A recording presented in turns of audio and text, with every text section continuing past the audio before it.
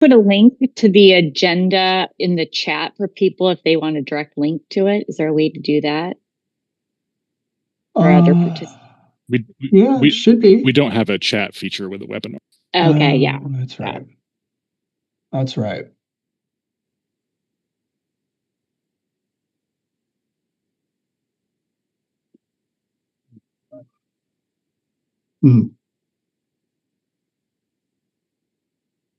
Well, I guess I'll just have to leave my glasses on. You mean just trying to see the agenda, Tom? No, I can see the agenda. Plus, I have a hard copy right here on my desk, so that's okay. Me too. I don't need to see it full screen. I don't need to see it at all. Okay.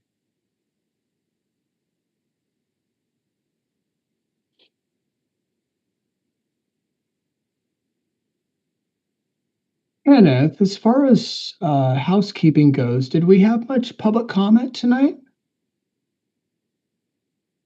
Did not receive any written public comment. We don't have a requirement to register for this since it's a budget hearing. So I don't know yet who potentially might want to comment. We did get one person register, so we at least know there's some interest. Okay. One person. Exciting We're stuff. Popular. We're popular. Yeah, you know, I was at the spring event in Yachats and I had my little budget flyer and people were like, not that exciting, Miller. What a shock. Yeah. Only a special people who like budgets. I feel like data. I mean, I'm a data person, so I just see it as data. So that's why I enjoy it. Well, good. That's good to know.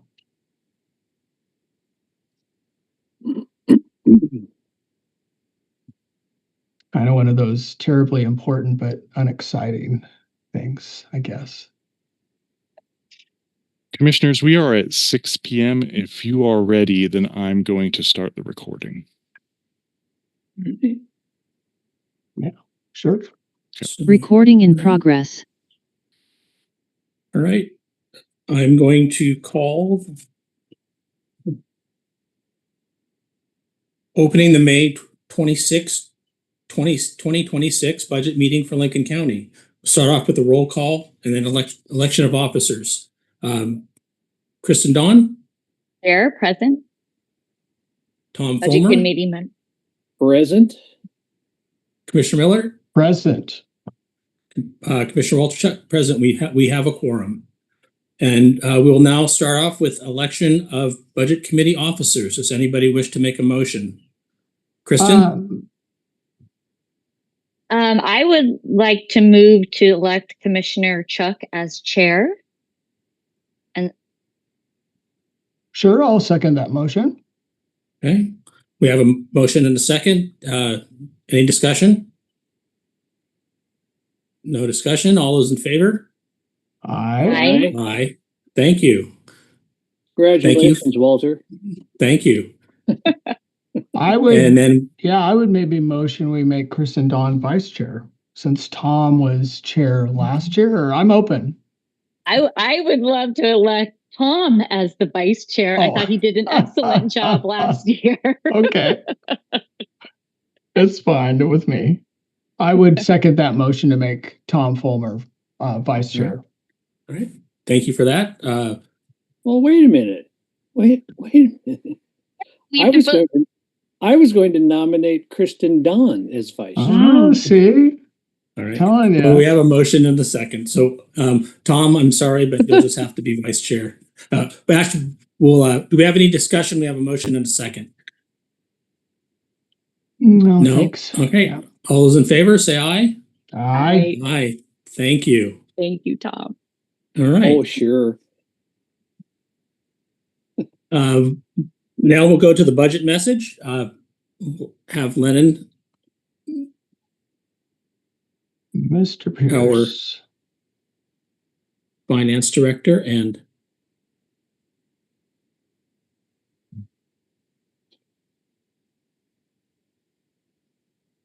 the budget officer. There we go. He was Yeah. changing my, Yeah. Ken was there changing my settings. So I am Yeah. now officially one of you. So Yeah, so if my Wi-Fi can't handle the video, I apologize. That might have to go. I'm not sure. Sometimes it does, sometimes it doesn't. All right. So we have Lennon Pierce, our financial director, who is also our budget officer. The floor is yours, Lennon. All right. Good evening, everybody. To members of the Budget Committee, pursuant to ORS 294.331, it is the responsibility of the budget officer to prepare the annual budget for Lincoln County and its special districts. In accordance with Oregon law, it is my pleasure to present the proposed budgets for Lincoln County and its 5 special districts for the fiscal year beginning July 1, 26 and ending June 30, 27 to the Budget Committee for this coming this fiscal year. The proposed budget for Lincoln County and its 5 special districts for the FY 2026 to 27 totals $213,583,435, which is an increase of 3% from the current amended budget of $207,452,305. Budget process and organization. Budget development. The budget process was initiated in January of this year. With revenue forecasts being completed, the departments are requested to submit department narratives as an outline of an overview of the department, including their recent accomplishments, goals, and everything combined for the upcoming fiscal year. In March, the current fiscal year projections are being made to establish as a baseline for developing a proposed budget for the next fiscal year. Departments submit their requested budget to the Finance Department for the coming fiscal year at that time. This information is compiled and a review is done evaluating the fiscal impact that the requested budgets will have on the county's finances overall. The budget officer reviews the requested budgets, makes necessary adjustments to the requested budgets to bring expenses in line with projected revenues for the next fiscal year to develop a balanced proposed budget for the submission to the Budget Committee. The Budget Committee reviews, revises, and is charged with approving a budget for recommendation to the Board of Commissioners for their adoption. The approved budget is submitted by the Budget Officer to the Board of Commissioners for any revisions and final adoption. The budget provides a legal authorization to spend funds up to the budgeted amounts for county operations throughout the fiscal year. The budget can and most likely will be modified or amended as additional information and circumstances can arise. Any changes to departmental or program activities impacting the approved budget during the fiscal year requires Board of Commissioner approvals. Any changes in staffing or expenditures exceeding appropriated and budgeted amounts ultimately require board approval for the changes to the department's budget. Governmental accounting standards. Lincoln County adheres to the generally accepted accounting principles known as GAAP, as applicable to state governments, which are uniform minimum standards of and guidelines to financial accounting and reporting. This includes the use of various types of funds for budgetary and accounting purposes. The Budget Committee is, in effect, not reviewing a county budget, but reviewing the budgets for a variety of funds that, when taken together, comprise the budget of the county. Many of the funds used by Lincoln County are statutorily required by the state. Other funds have been established for financial management purposes. And lastly, some funds are used for the convenience of the local government's efficiencies. The fund structure places limitations in transferring revenues collected for one-time purposes to pay for services provided by other funds. And in addition, the budgets of 5 special districts are reviewed and approved by the Budget Committee and submitted for adoption by the Board of Commissioners. This budget document outlines the financial plans for Lincoln County for fiscal year 2026 through 27 for each of its funds. The Lincoln County budget is comprised of the many individual funds, all with specific purposes or operational focuses. While the general fund is the largest of these funds and contains the operation of our elected official, public safety programs and functions, and the general government and central services activities alike. The financial plan for health and human services are outlined in a group of operating funds dedicated to providing health and mental services to the Lincoln County residents. This is the next largest groups of program and services within the Lincoln County budget. And then the Public Works Fund contains the county roads program as well as the county engineer and fleet departments, and is also one of the notably large funds as well. Special purpose and capital project funds contain resources and reserves that are restricted to a specific purpose or activity. These funds have a limited number of employees associated with them and may use external contracts or service providers. Special district budgets are legally separate from the county's operational budget and are managed with budgetary oversight from the Board of Commission. The Special 5 districts have separate taxing or fee assessment authority, but in all other respects operate like any other fund or program of the county. Now to economic issues impacting the budget. This budget continues to focus on maintaining general services, infrastructure investment, while working to maintain sufficient balances to keep the county in solid financial shape as its highest priority. There are several issues that will have an impact on revenues and expenses during the incoming fiscal year. The Oregon Economic and Review Forecast issued by the Oregon Department of Administrative Services on February 4th, 2026 stated, the national economy largely defied the pervasive pessimism among forecasters in 25, and now this is positive momentum is manifesting upgrade projections for 26 as well. This does not mean we are off to the races for growth, hiring, and tax receipts. More likely, the economy will witness a small, moderate pickup. Shortly after the forecast was released, military action in Iran was initiated on February 28, 26, and this action has resulted in a substantial increase in the cost of oil, which has had an immediate impact on fuel prices and will likely increase the rate of inflation as higher oil costs are reflected in prices for transportation, manufacturing, and agricultural sectors for the remainder of this year. The duration of overall inflationary increases is uncertain as the impact that the inflation will have on the overall economy during the next year. Higher energy costs have direct impact on our county operations, and the county will need to absorb the inflationary pressures on material and construction costs during the next fiscal year. In January 2026, the Economic Development Alliance of Lincoln County, EDELC, completed an update regarding various economic trends impacting Lincoln County. The Lincoln County Board of Commissioners provided funding for this study. Findings in this study included Lincoln County and other coastal counties have in the last 2 decades undergone significant economic transitions. Traditional resource-based industries like commercial fishing and wood products have declined in relative importance. Trade and service jobs associated with businesses serving tourism and retirees have increased. Agriculture in coastal communities has remained fairly constant because of the influence of the dairy industry provided in Tillamook County. There has been an increase of other industries in coastal counties, which replaced the relative importance of natural resource industries. The data indicates that Lincoln County's economy is more diversified and healthier than 15 years ago. The decreased reliance on extractive industries have made Lincoln County's economy less susceptible to national business cycle downturns. Using shares of 2021 residents' net earnings in Lincoln County, the areas driving industry categories are commercial fishing at 16%, agriculture at 1%, timber at 3%, and travel tourism is 23%. The two agglomerated industries for other identified, such as paper, paperboard mills, waterborne commerce, steel fabrication, and other identifiables, marine science, schools, and health, are 12% and 26% respectively. The residual net earnings catch-all category for businesses that were not identified from jobs not located in the county was 19%. In the last 2 decades, Lincoln County transfer payments increased from 23% of total personal income to 31%. Net earnings proportions decreased from 54% to 45%. Investment income was steady at 24%. So taken all together, investment income and transfer payments make up 55% of the total personal income of Lincoln County in 2023. This share is compared to 54% for the coast and 42% for the rest of Oregon. Retiree age reliance on those income sources show the importance of the cohort spending within the local economy. One industry cluster relevant to Lincoln County is referenced as the blue economy. The cluster is geographic concentration of marine, maritime, and freshwater-focused businesses supported by universities and governments that collaborate to foster innovation and sustainable economic growth. The EDELC has taken a lead in participating in a statewide effort to establish several blue economy hubs along the Oregon coast. Newport area is one of the hubs. The focus on ocean-related businesses is to turn away from the unsustainable past strategies and launch assistance programs for industries of the future, issued in January 2026.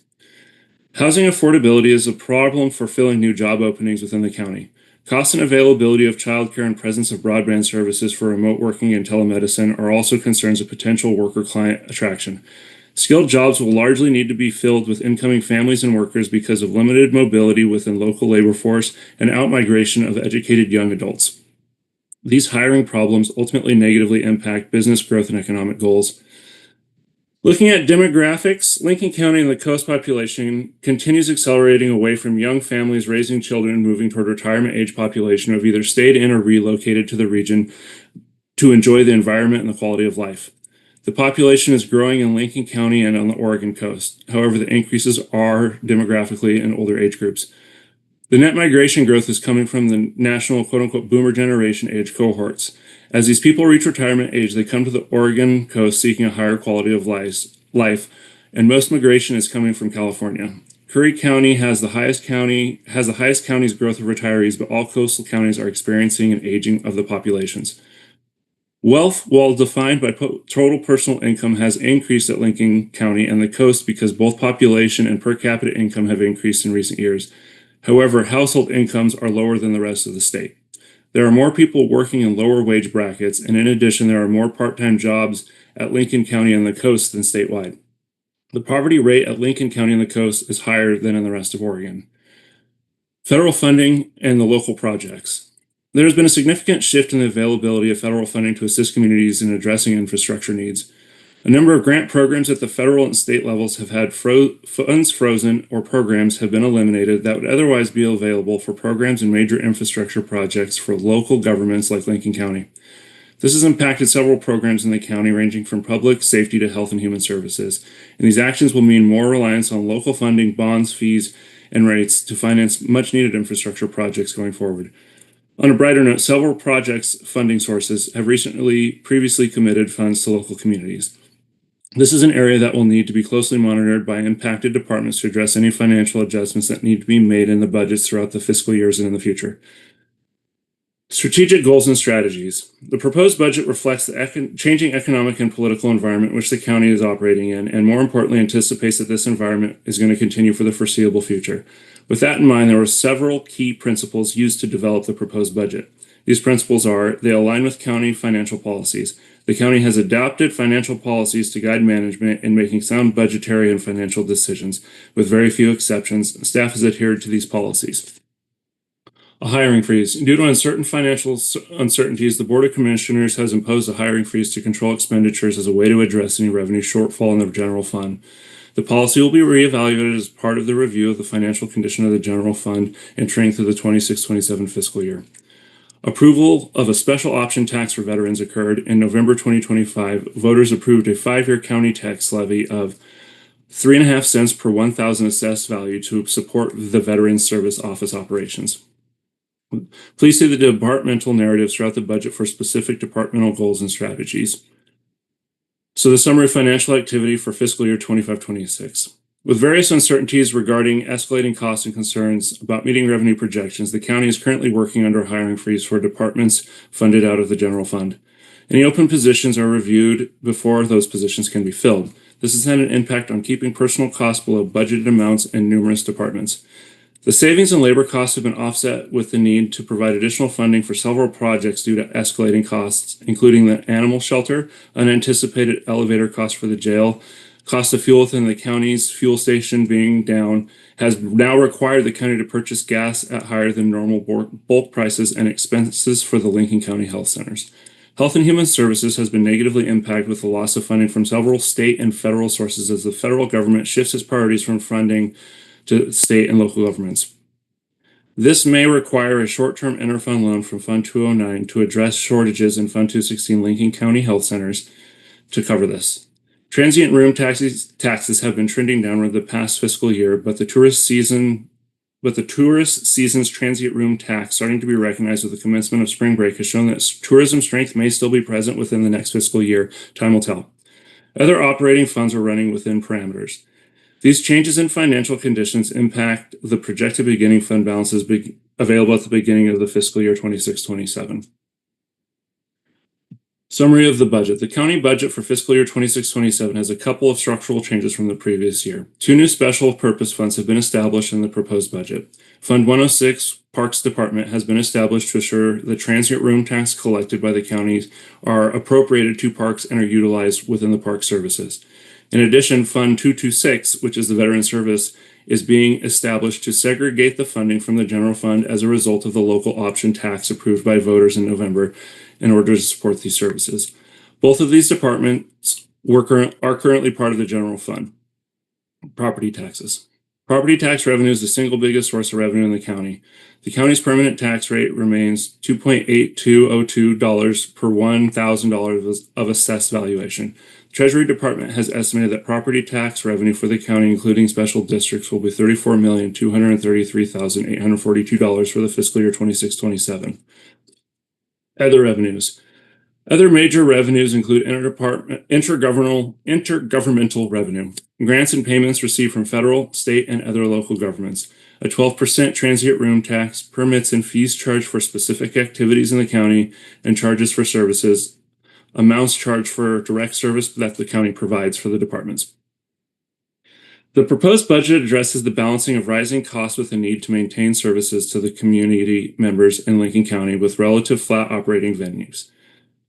This is not an easy task with a reduction in federal and state funding in several departments coupled with rapidly rising costs now impacted by current oil prices.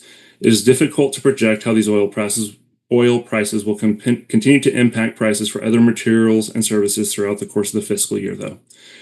In addition, the cost of labor includes a 15% increase in healthcare costs and the continued high cost of PERS retirement system for eligible law enforcement personnel.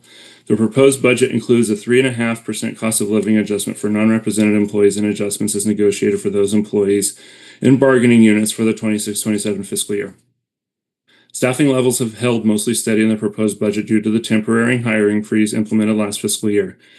Board of Commissioners intends to maintain a hiring freeze for departments funded by the general fund, with the hiring freeze being considered within HHS funds involved with the deficit presented by 216, while a feasibility study is currently being performed. Departments affected by the imposed hiring freeze can request an exemption of specific hiring critical roles, with the process ultimately seeking approval from the Board of Commissioners. Positions that are considered for exception are beholden to the conditions that the sustained vacancy will result in a loss of revenue or mandatory work will not be completed due to not having specific or relevant skill sets required by the department currently. Capital outlay. The proposed budget includes several major projects, which include the construction of the County Commons project, updating of essential critical jail security software, replacement of the jail roof, replacement and continuing work of the jail elevator, and sustained bridge work projects that are housed within Public Works. The county has been reserving transient room tax approved by the voters to complete the County Commons project. The balance of construction costs will be financed with a full faith and credit obligation bond. Due to current market conditions, the bond will likely be sold during the next fiscal year.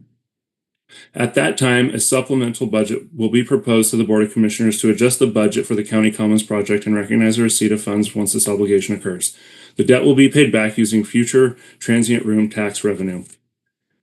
In conclusion, the biggest challenge facing the county and other local governments in the coming years is the rate that costs and expenses are increasing, which tends to lag behind recognized revenue growth. It is important that Lincoln County takes necessary steps to continue being a financially agile and sound organization. The county relies on diverse revenue sources and has generally maintained healthy fund balances in most of the operating funds. During these economically and politically challenging times, the attention of the Board of Commissioners and the administrative team needs to strengthen their focus on creating a longer-term financial plan to avoid having to take such drastic corrective steps during the course of the next fiscal year, such as addressing fund shortfalls, implementing hiring freezes for budgeted positions in order to keep the county on solid financial footing. Developing a longer-term financial plan has been complicated by a number of factors. The county has been operating without a county administrator now for over a year, and this is a critical position that provides communication to the board and to the departments on staffing and spending levels. This guidance is an important tool for finance and other departments for developing the annual budget as well. The county has also faced further complications with the passing of Commissioner Hall earlier this year, with the vacancy on the board remaining unfilled still. Lincoln County is catching up with audits that were not historically completed on a timely basis. This was complicated in part to the difficulty in filling the position of the finance director for the county during the prior fiscal years during that occurrence. Finance and departmental staff are currently assisting the auditors to complete the audit for the 24-25 fiscal year, and this will catch the county up with the annual audits. Timely annual audits are to be completed by the end of the calendar year, which from a workflow standpoint allows finance and other staff to focus on the budget after the first of the year. The annual audit for fiscal year 25-26 is scheduled and anticipated to be completed on time. This will essentially catch the county up from the prior year's delays. And finally, the finance department has been operating with 2 vacancies through almost the entire fiscal year, which has created timing issues in completing the budget, audits, and other tasks as well. The proposed budget should be considered a working document, and after it is reviewed by staff and budget committee, there could be further adjustments that the budget committee may be asked to consider prior to bringing the final budget to the Board of Commissioners to recommend for adoption. It is my opinion that the proposed budget presents a spending plan that reflects the priorities and policies of the county. Thank you. Wow. Thank you, Lennon. That was quite the report. It really was. Does anybody have any questions for Lennon? Or should we move on? Chair Chuck, I just want to recognize that this is the most comprehensive budget message I think that I've ever seen. Well done, Lennon.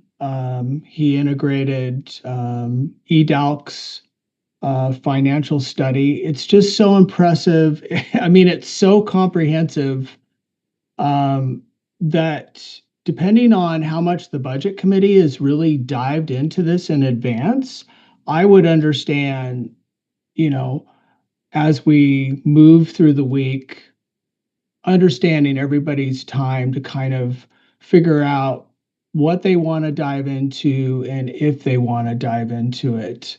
I think, like Lennon identified, it's the working document component of this. There's so much to look at. So again, Lennon and the entire finance team, kudos, like amazing, right? There is so much here. I guess my thought is this budget message is super comprehensive. Do we take any questions later into discussion items? Do we engage in them here? It's just one concept I would propose. But other than that, I mean, wow, really well done.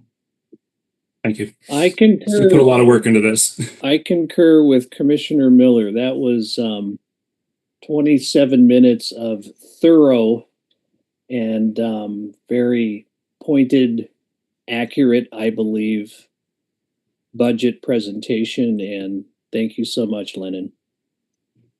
Thank you, guys. I was timing you. Toastmasters saved the day. Yeah, I was like, can somebody tell him he can take a break here? That's fine. So Lennon, the only thing I'd have to say is you did such a great job on doing this and your staff, and you pretty much answered most of the questions I had while you're reading it. So thank you for such a thorough message. I really appreciate that. Thank you. So next, we need to go to David Collier and Compensation Review Board recommendation.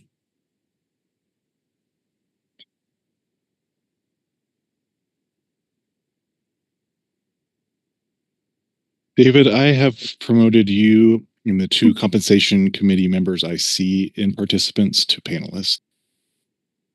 And PIO Lip, if you could pull up the document as he goes through it, I'd really appreciate it. Thank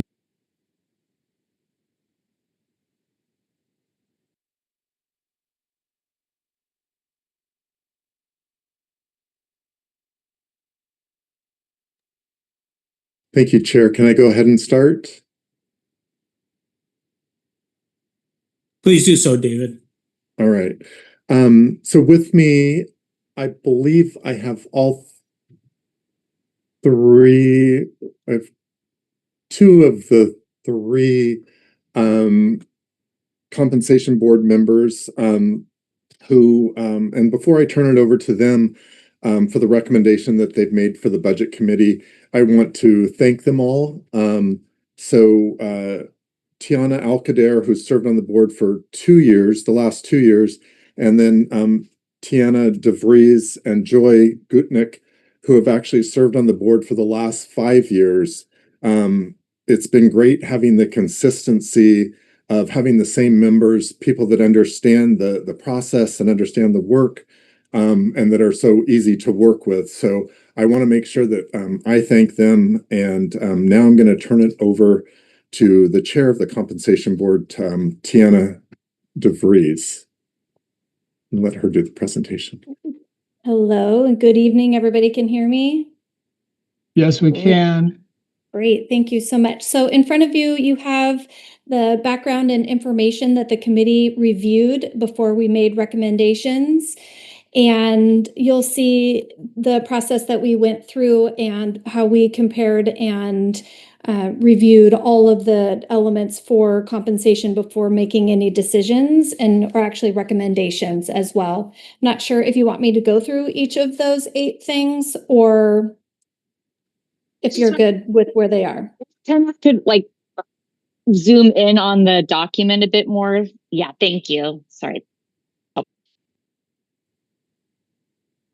Yes, that really helps. Thank you. I don't have a preference. Do you want Tiana to read all 8 reasons, or do you want to just have her do a wrap up? Maybe a summary is Okay. good for me. I don't know if everyone else. Right. Yeah, Summary. I think a summary of each of the 8 items would be helpful. Right. Sure. Sounds good. Thank you. Go ahead, Tiana. Sure. So when we go through each of those, and David can step in and help as well here, we look at what each of the groups is getting as far as they have been bargaining and what they've bargained. And then we look at what historically the increases have been. And then we're trying to make sure that we keep with other groups and making sure that we're not falling behind and making sure that supervisors stay ahead of their subordinates in general. So all of this big picture to make sure that we stay competitive. And then we also looked at many positions that stayed open and making sure that we're able to adequately recruit and hire and retain people in those positions. And so we reviewed each of those, the salary comparisons, the compressions. We looked at elected officials, as it says, and then the benefits are really challenging and oftentimes out of our control in many areas. And so it does come at a big expense as well. And then we did review letters written to the committee from 2 elected officials. And then we did discuss, as already has been discussed here, the budget situation and the freeze that is happening at the same time. And then we use the comps. David and his team provide the comps for other counties for positions, and then we try to stay comparable with those. Thank you. And then ultimately, our committee comes to recommend. We had 5 recommendations that came out of our work. And one of those, I'm not sure if those are on the next page, if you can scooch Can you down. scroll up, please?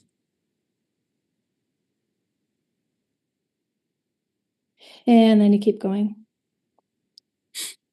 There we go. Okay, so then into the yellow. Yep, so the compensation board, we recommended that the electeds have a 3% COLA for the fiscal year 26-27. We also recommend to eliminate the first step for the clerk and the treasurer, and that has been a practice that we have engaged in before in trying to reduce that beginning step, and then we just move that up so the second step becomes the first step. The assessor, clerk, and treasurer would make 1% more than the highest paid subordinate. So sometimes the next subordinate is that compression because they're moving at a faster pace along the scale than in which the steps are for the supervisor. And so we wanted to make sure that in those positions, they make at least 1% more than their highest subordinate, which is similar to how the sheriff works as well. And then there would be a red line if in that case the highest paid subordinate left. So there wouldn't be continuous increases unless they're connected to the highest paid subordinate. And then finally, the benefits would remain the same as the non-rep employees. Great. Thank you, Tiana. Any questions, comments for Tiana? Tiana, this is Tom Fulmer. Can you explain to me the line that talks about eliminating the first step and the second step becomes the first term and so on down the line, so I kind of understand what that means. Sure, and David can step in too if he needs to, but I don't have a scale in front of me. But ultimately, if you have a scale that has steps along there, we would eliminate the first step. And then so the whole scale moves forward. So what was the second step now becomes the first step. So that's the entry when someone is hired. And so step one is no longer there. And so step two becomes step one. Okay, Does that make sense? it does. So Okay. a step is in essence their pay structure. Correct. And so that entry level sometimes becomes, it's not comparable anymore to other like positions. And so for other counties, as we're comparing what that beginning, that entry is. And so then if they're not moving up quickly enough, we can adjust the scale so that, yes, that step one that of their pay is now eliminated. And then we've moved it up one. Okay, thank you. Yeah.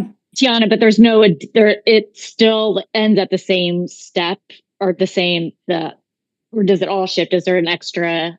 It would all shift. Yeah. Okay. So there is now a new, okay. The end, because the end is still out there. Tiana, this change is just for 26-27, or does it project ahead as a regular practice moving forward?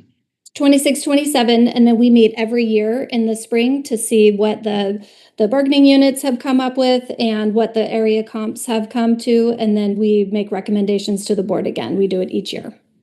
Got you. Thank you. And I think that's important that it just identifies, that it's not indefinite and perpetual, right? It's just Right. for this time. And I think that's important too, because, it gives us that projection essentially that it's just moving forward for a year, not necessarily, forever. Right. And if you scroll up too, there you're able to see the history that David put in there too. And oftentimes, if we don't try to keep at least a COLA that's consistent with other groups, it's really difficult to catch up. Regardless of the budget is really difficult. But you'll see like in 2020 and 2021, there was a 0% COLA. And so it makes it difficult to ever, the next year you can't go to a 5%, right? So then you have a 0 and a 2, and then it compounds and it's difficult to gain that back. And so, yes, it is for the year. Thank you. Tiana, this is maybe a question for you and for Len. So this is proposing a 3% COLA, and what staff have received, at least non-represented staff, is a 3.5% COLA for this coming year. Maybe Len can. So not quite. You're recommending not quite as high for elected officials as for non-represented staff, and then whatever the union represented staff have negotiated. But close. It's close. Okay. Yeah. Yes. And they actually looked at what the least the union that was getting the least amount, which one of our unions was getting 3%. So that's what we talked about. So Thank you for that, Tiana. Appreciate that. David? All right. Go on to our next agenda item. I'm opening the public hearing on the Lincoln County Extension Service District for the 26-27 fiscal year. We have Emily and Wiley presenting.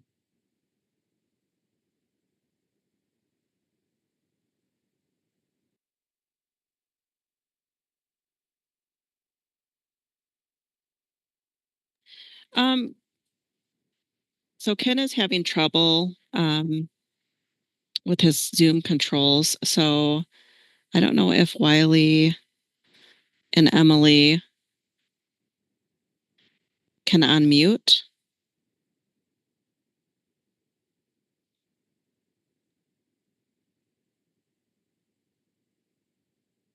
While we're waiting for that, did we need a motion on that or no? No. Okay. Nope, that's the last day. Sorry, just give me 1 second. Stop showing my controls. So I needed to start over with the share and all that. Okay. Okay, thanks.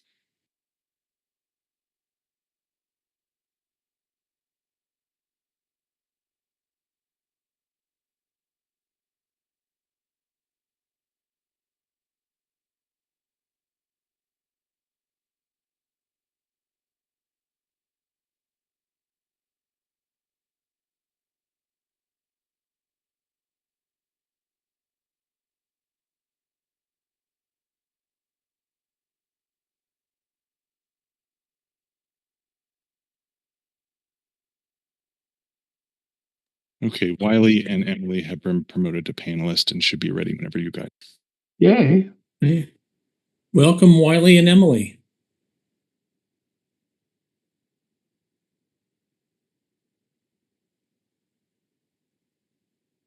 How's the audio?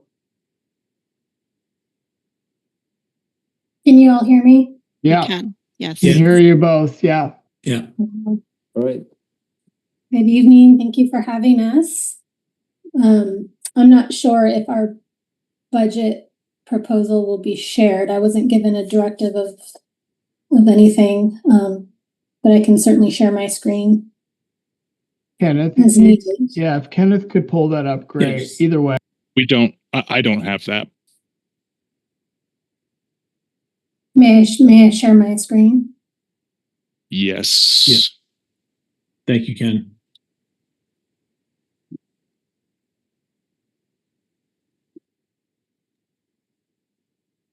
Emily, I hit allow, so you should be able to share your screen. Okay, well, this is, if you can see this is just my version of what I submitted into OpenGov for our budget request. And I'm going to read our budget message. It will be fairly brief.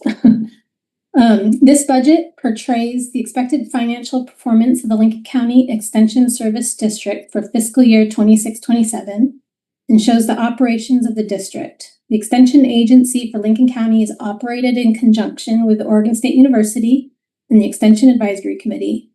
The voters approved the district in the general election of November 1988 and has a tax rate of 4.5 cents per 1,000 assessed value.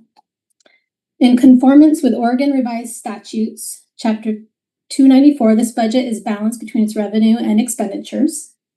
The district is budgeted using the modified accrual basis of accounting, recording revenues at the time they become measurable and available to finance expenditures of the current period, and recording expenditures at the time liabilities are incurred. Significant revenues include property taxes. No major changes in financial policies are anticipated for this fiscal year. The district is organized into one general operating fund appropriated by the categories of materials and services, capital outlay, contingency, and ending balance. No personnel costs are budgeted in this fund. Quarterly payments made to Oregon State University support numerous agency programs. Other expenditures incurred by the county, such as audit, budget preparation costs, liability insurance, plus our district's annual lease payment to the county general fund are included in the materials and service category of the fund. The 26-27 budget in the amount of $1,555,250 is slightly higher than the prior fiscal year. The fund is carrying a contingency of $294,964, a reserve for program development of $372,161, and an unappropriated ending balance of $400,000. That comprises the total ending balance of $1,067,125. The combined ending balance is 69% of the total fund.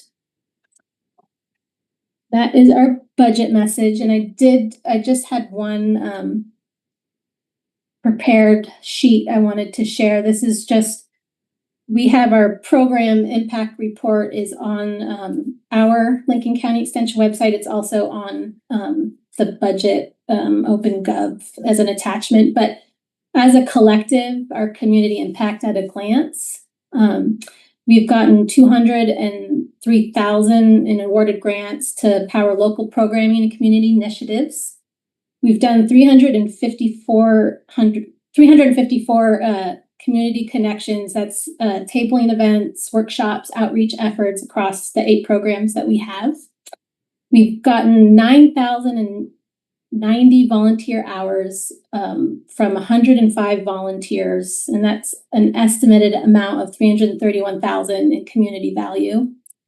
We've got 50 plus partnerships that we've built and continue to collaborate with those organizations across Lincoln County and neighboring communities.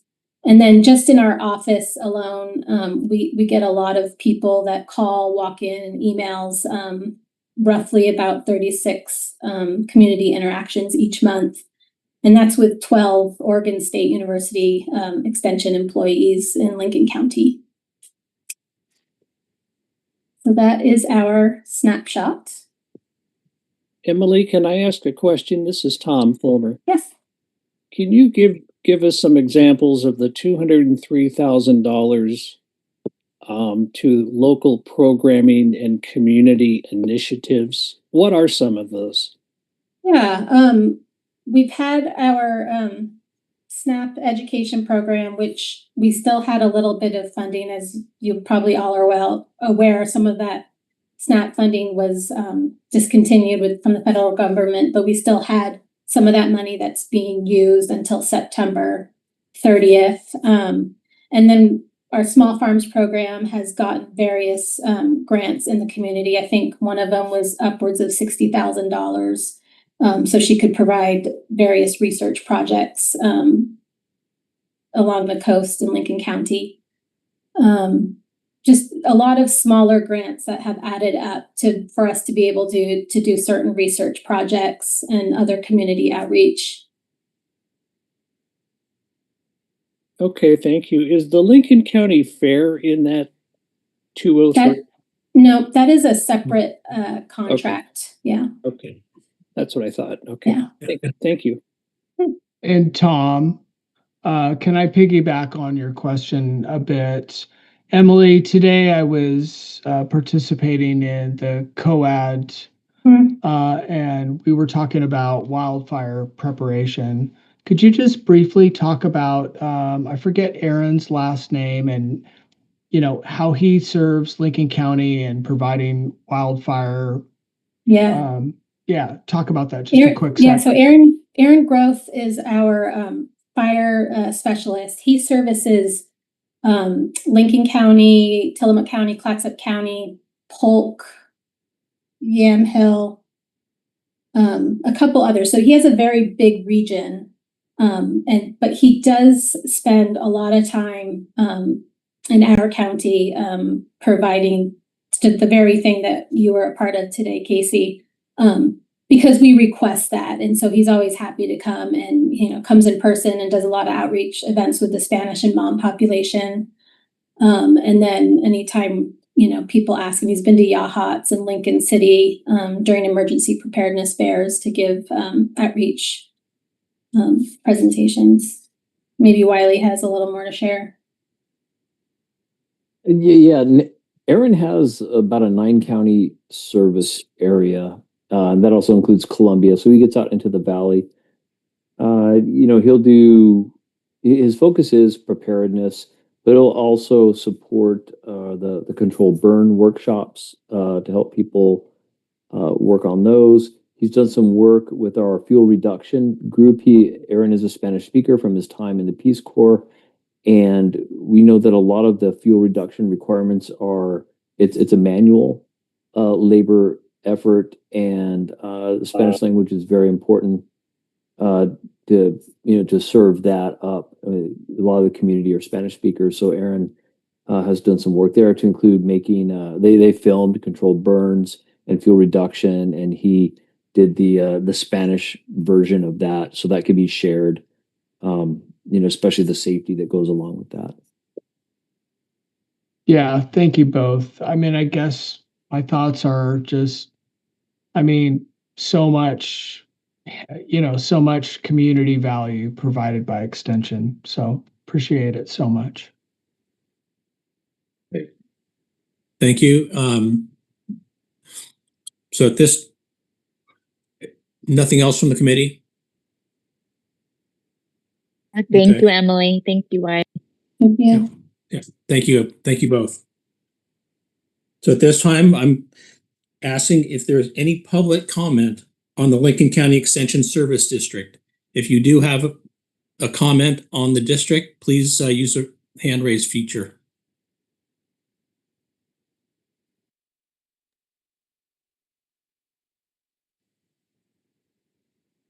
Ken, are we seeing any hands being raised?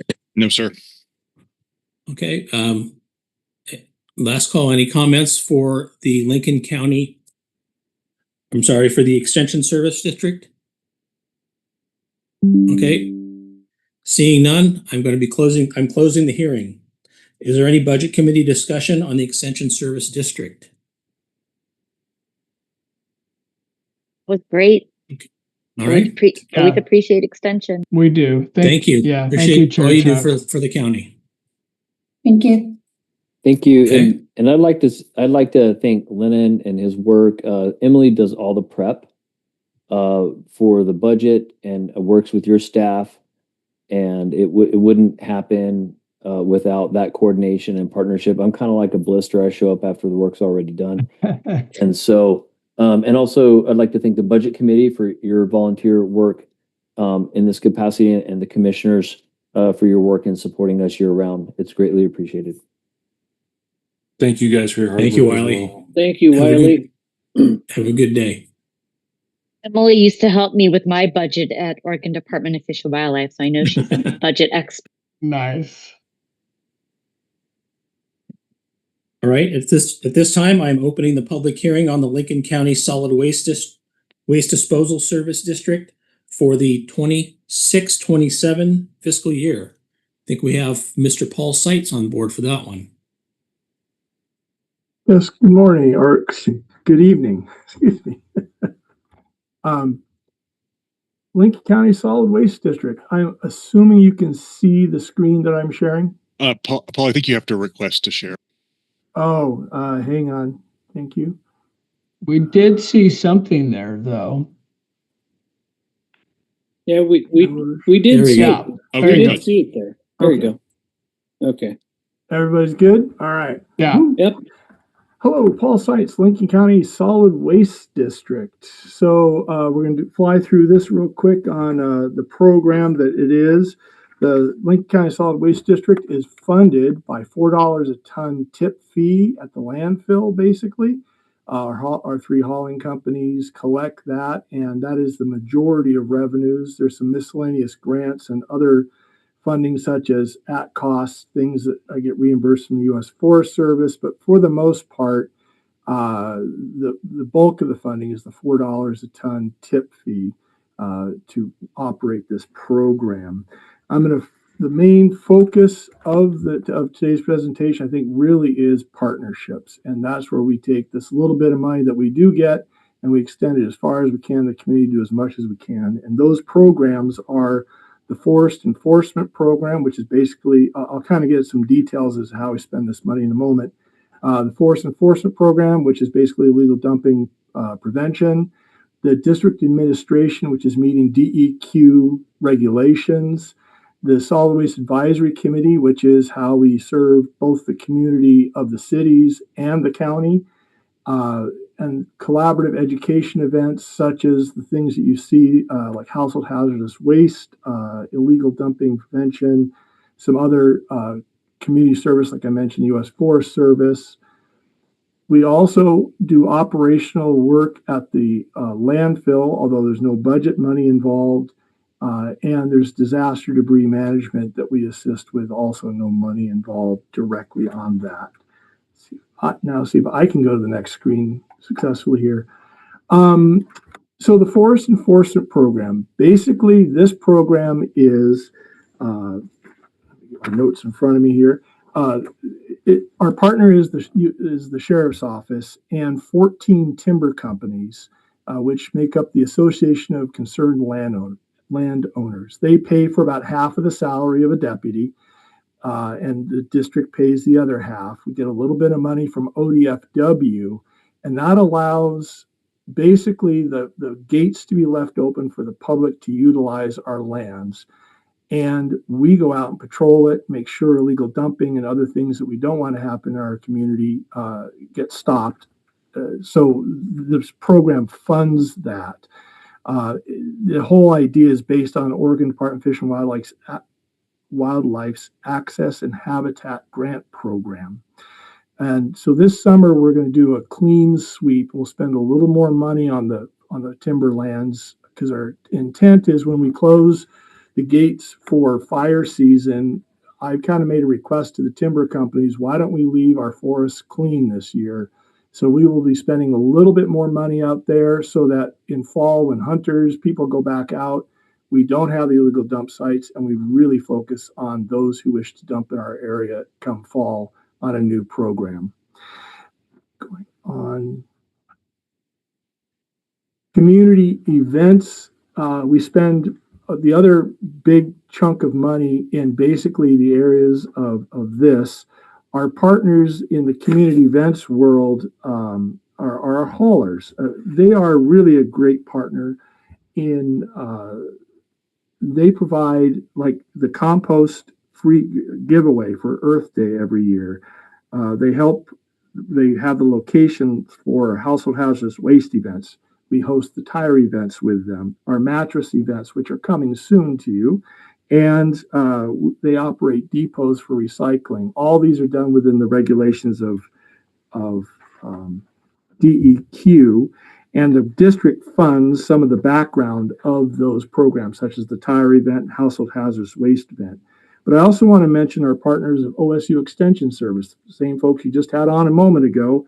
They are fantastic partners with us on this, as they help us produce the compost booklets, which is that garden compost picture you see there.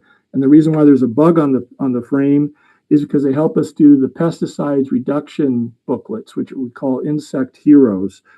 And they also provide staffing at our events, such as walking the lines of the cars, waiting in the lines to help promote educational materials such as composting and bug pesticide reduction, so that those programs are successful. So that's a partnership, and again, we get a lot of a lot of bang for our buck for the money we spend in these programs because of these partners. The illegal dumping program that we have going, this is in addition to the forest enforcement program. U.S. Forest Service likes our program, such as RV abatement that we do, and they have helped fund to the tune of $250,000 over the last few years cleanups of U.S. forest lands. We are a contractor to them and clean them up. We also fund Surfrider and Solve cleanups. Our haulers do a lot of donations, and the district may take a larger role in helping do community cleanups and events, such as beach cleanups and other things as we move forward and down the line. I think that's all I can do there. And then I'll get into the no-cost thing, the Agate Beach landfill. If you didn't know, we have one of many, but the closed Agate Beach landfill in our community. This is no longer operational. It's a long closed, 30-year closed landfill, but we still have to do maintenance on it. Our cities have to spend money every year to guarantee that it's safe. We have a DEQ permit to operate this. We have to maintain it. And so those are all costs to our community that this district helps administer and make sure it operates successfully.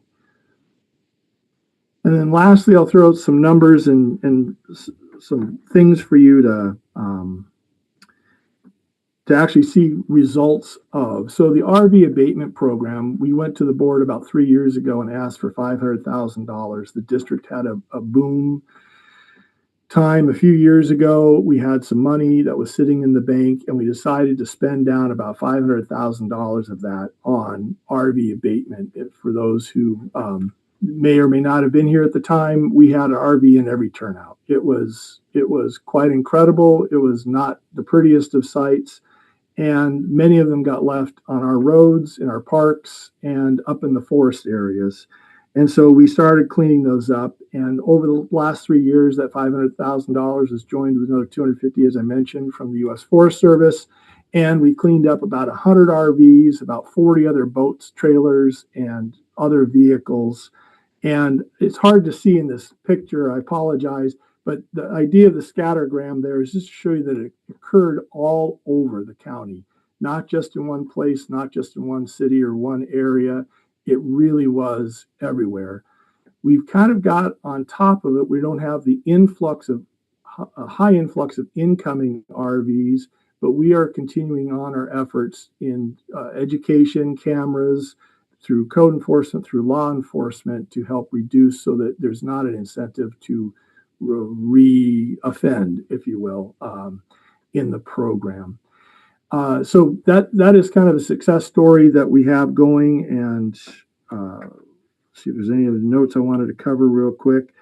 This was the biggest expenditure that we had, and even though the district does have a little extra money right now, still we are looking at a declining budget. Just as a side mention, as the economy moves downward, people don't throw as much away, people travel less, people do less, and again, I'm reliant upon the $4 a ton. So if we're throwing away less or disposing of less, which is technically a good thing in one sense, we do receive less revenue. So we're anticipating future less revenues, but nothing of significant amounts to threaten programs or programming. With that, I've kind of raced through our program and leave it open for questions, comments, thoughts, suggestions. Paul, this is Tom Fulmer. Nice to see you again. So, what happens when illegal dumping has been found? And, well, I guess that's my question. What happens when there is a new site of illegal dumping? Let's take a couple of stabs at this because there's a few options available. We have, let's just say, many cards in our hand to play on this. But in a general sense, in the forest areas, we try and get it cleaned up as quick as possible. If we can identify the perpetrator and it's something, a known individual or findable individual, that's for law enforcement. They do chase that down. We had one person who was moving an RV around town, and he kept dumping it on the road, and he kept getting caught and tagged and kept dumping it in another location. And I believe that one went to court, and I've submitted for reimbursement for the court. That I believe they've requested for restitution in that case. So there are ways for the county to recoup money, but for the most part, most of them are not known. Forest, the landowner, if it's done on land, let's say timberland, the landowner is technically responsible to clean that up. So if you're private property, someone came in and put a dump truck full of stuff, it's you as the private property owner who has to clean that up. We try and assist wherever we can, and we do have programs such as Dropbox programs for people who just have no money and they've been dumped upon, and these other things happen, and code enforcement works with them, and in lieu of giving them a citation, we provide them a box, but they have to then keep it clean for 1 to 5 years, depending on what the situation is. I hope that kind of answers your question. Yeah, it does. Do you have is there a process for residents and even tourists to report an illegal dumping site? Yeah, they can call the non-emergency dispatch. This is all done through law enforcement. I'm a funding portion of this. I do respond. I have an employee who, myself, and he sometimes will clean that up. We have road crews. Again, there's a menu of options of ways to get things cleaned up. There's a crew that uses inmate labor, if you will, that can go out and clean up. So there's a number of ways that we can clean up a site. But our goal is to get it off so it doesn't attract more dumping. So it's anyone that finds something, they should be calling the Lincoln County Sheriffs? That would be, or the city. You can contact dispatch, which will get you to the right location. But if you're in city limits, that would be a reportable thing to your city or to the county sheriff's department, correct? Okay, and I'm assuming you don't have any jurisdiction over private property that borders the highways and the river. Is that correct?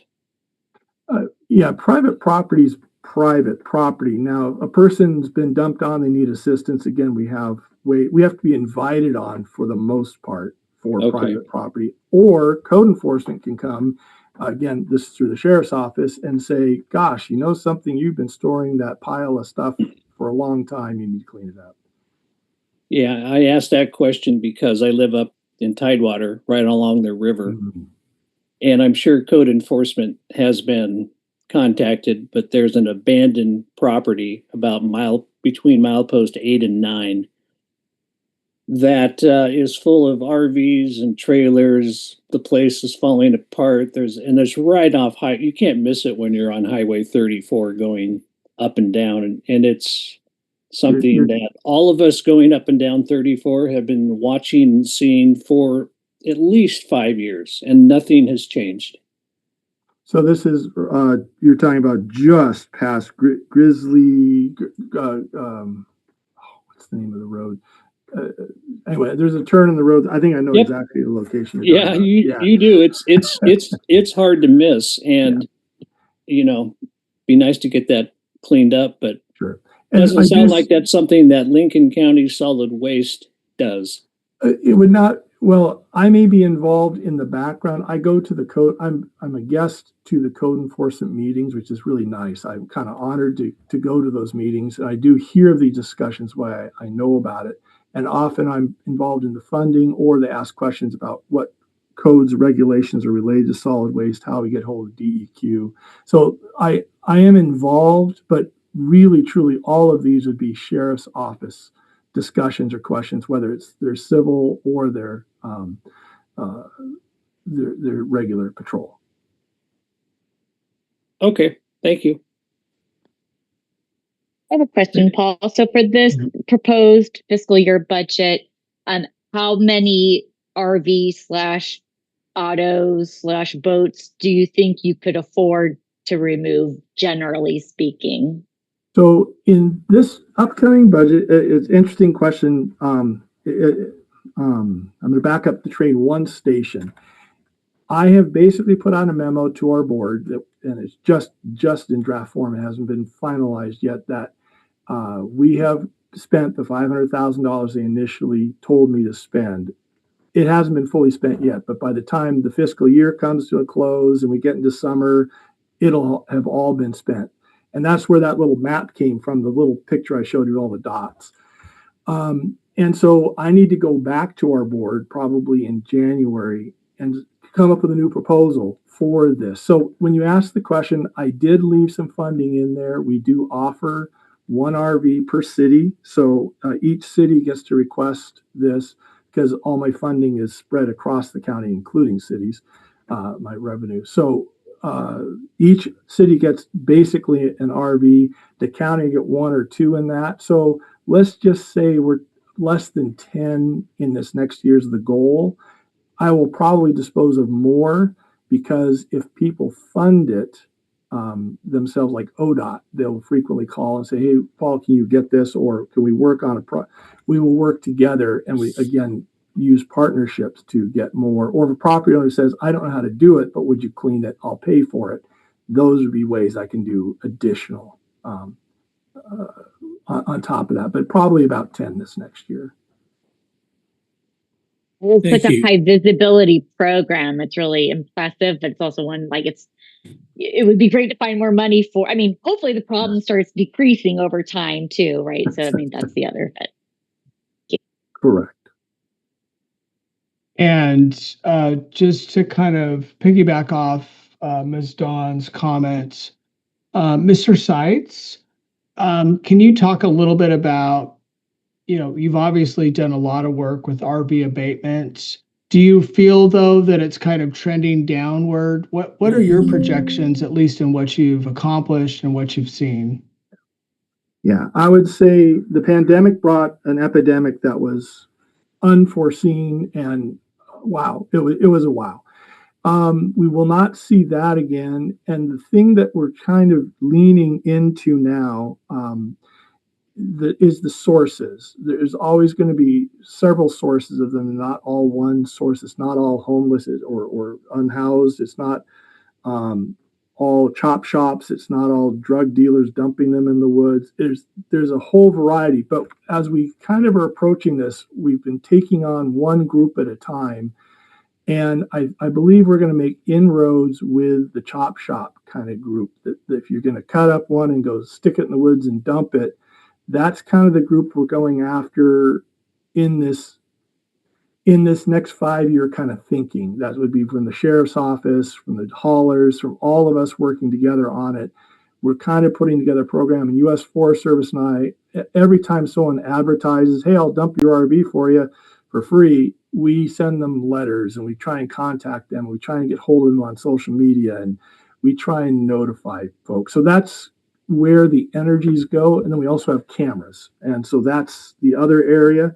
So to answer your question, I think we are going to start stemming this, but it's a heavy pressure on us because there is I don't know what the term would be. There's an incentive for them to do it. They make profit. Great. Thank you, Paul. No, Paul, thank you for your presentation. That was great. Other than that, thank you for all you do for the Solid Waste District. I work pretty closely with you and I know what you do and it's much appreciated. Commissioner, thank you. Your support of this has been fantastic. We've really appreciated that as well. Okay. All right. So at this time, are there any public comments on the Lincoln County Solid Waste Disposal Service District? If you do wish to make a comment, please use the raise your hand feature.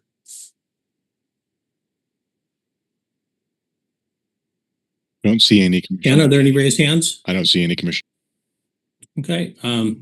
Last call. Are there any public comments on the Lincoln County Solid Waste Disposal Service District? Okay. Still none? Okay. I am now closing the hearing. Are there any budget committee? Is there any budget committee discussion on the Solid Waste Disposal Service District? None? Okay. Thank you, Paul. Thank you, Paul. Okay. Yeah. Thanks, Paul. Okay, back to the agenda. Any further discussion of the budget?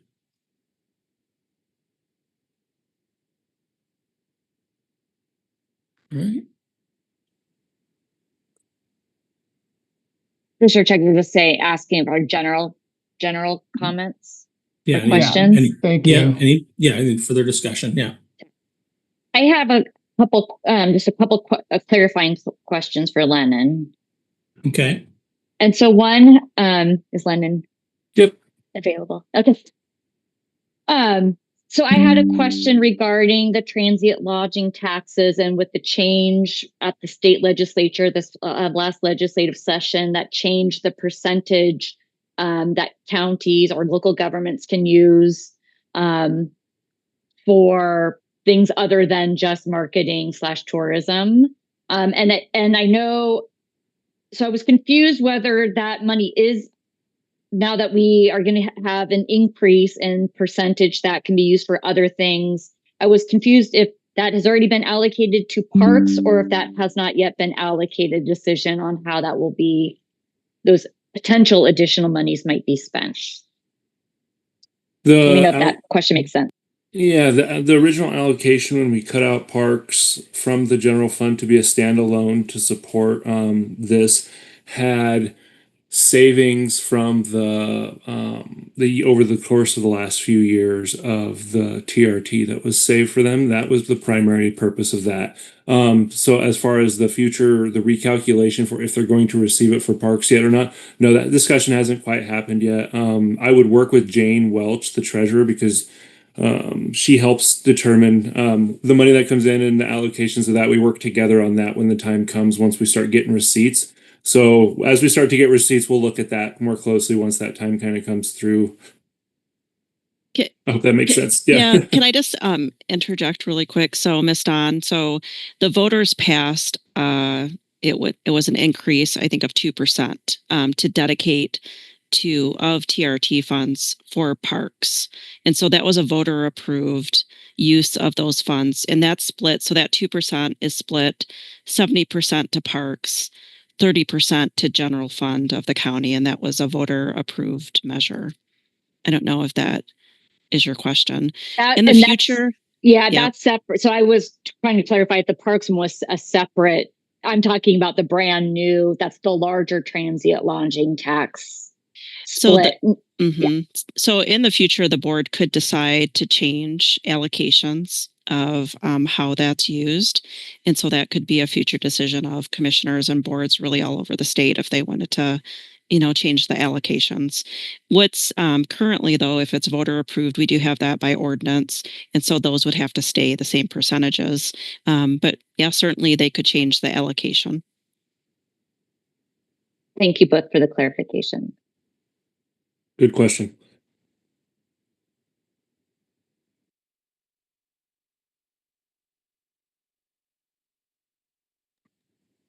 Any further discussion on the budget document?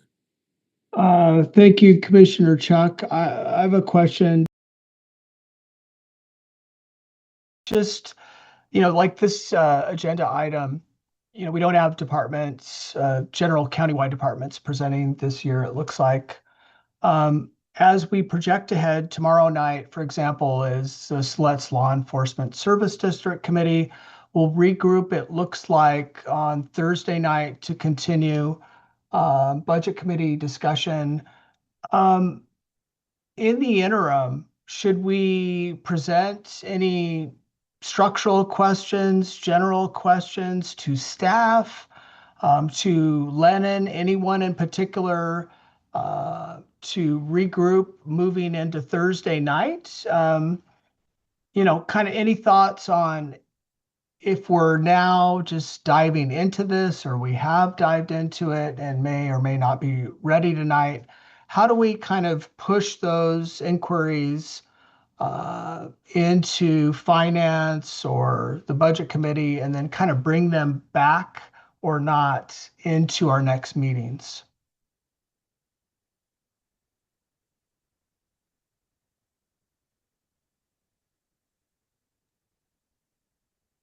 I think that's a great question, Commissioner Miller. And I kind of feel like I just maybe want to ask some like just the bigger picture questions tonight, but it might be nice to have a little bit of structure for Thursday, maybe just taking kind of like big general chunks of the budget. Again, we're really looking more at the like 10,000 and 30,000 foot view and just making sure we have a balanced budget to approve. So that might be my recommendation, maybe just some very general questions here, and maybe us just determine if we are okay with, again, going through like some large chunks, breaking out large chunks, so where we could dive into a little bit more detail on Thursday as needed. Yeah, no, thank you. That's what I was thinking too, because I just, I wanted to wait to kind of see where everything was going into tonight and then see what extent we might be able to kind of dive deeper if we wanted to. Do you want to chime in on this at all? If anybody has any specific questions, I can try to answer them. Because some things may not be in my purview, or in my wheelhouse for those answers. I can try to do that, but yeah, if there's any specific questions, feel free to shoot me an email and I'll do what I can. Thank you, Lennon.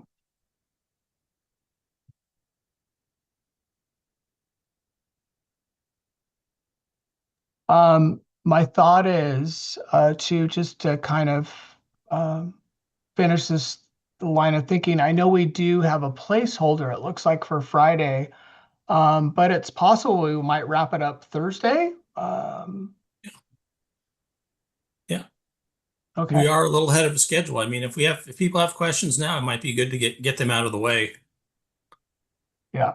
Maybe just I want to, like, from the 30,000 foot view, Lennon, just make sure that I'm hearing correctly kind of what this proposed balanced budget is trying to do. I know that there's a lot of uncertainties around state and federal funding moving into the future. Mm-hmm. And so we're trying to be cautious and plan for tight times.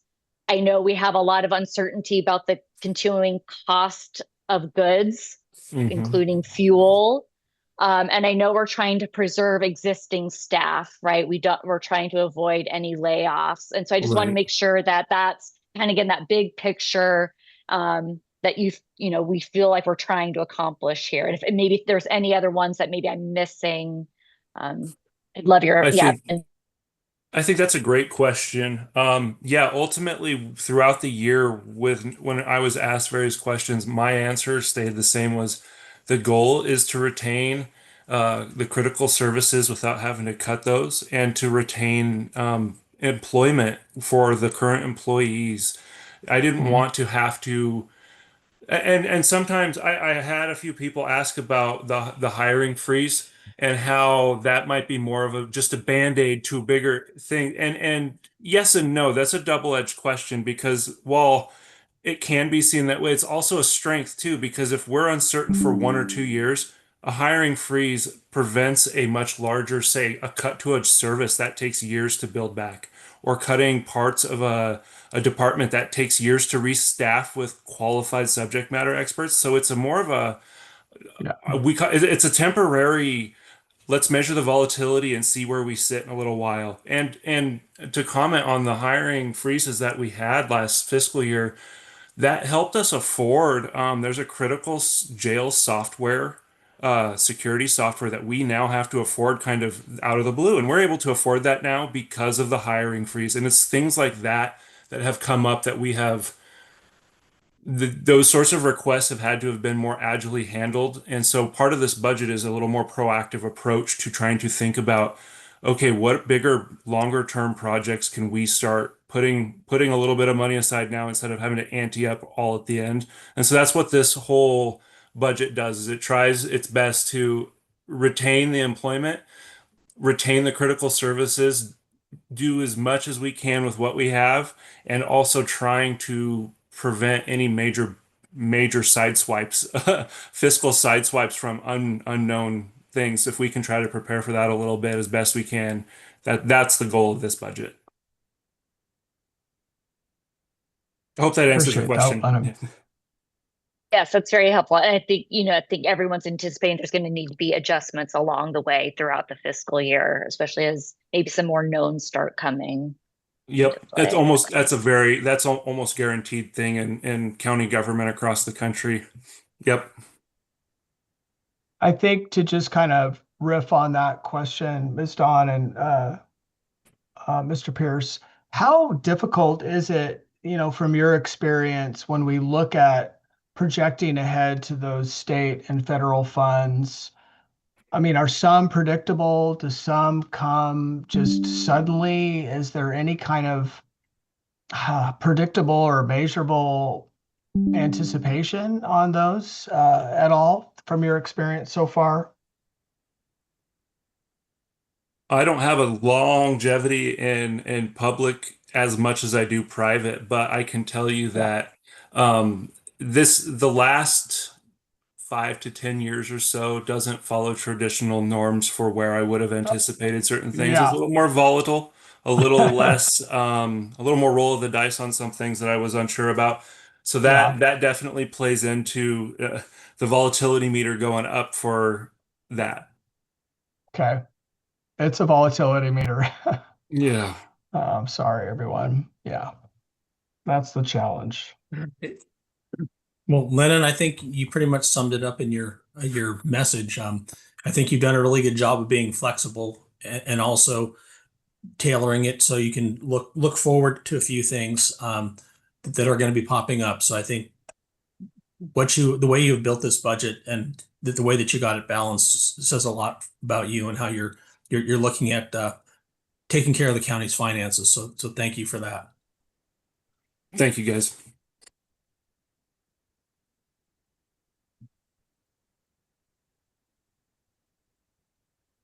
No further discussions with Lennon. We'll start the public comment on Lincoln County budget. Please limit your comments to no more than 3 minutes. Ken will be keeping time. If you wish to make a comment, please raise your hand.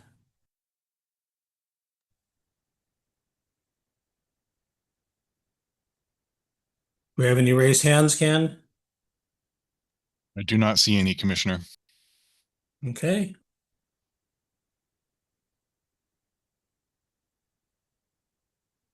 Still no hands? No, sir. Okay. At that, I'm going to adjourn the meeting until May 28th of 2026 at 6 p.m. for a virtual meeting. Thank you, Commissioner Miller. Thank you, Kristen. Dawn, thank you, Mr. Fulmer, for your participation and staff that helped put this together. Have a nice evening, everybody. Good night, everyone. Thank you. Bye. Everyone, thank you. Thank you, everyone.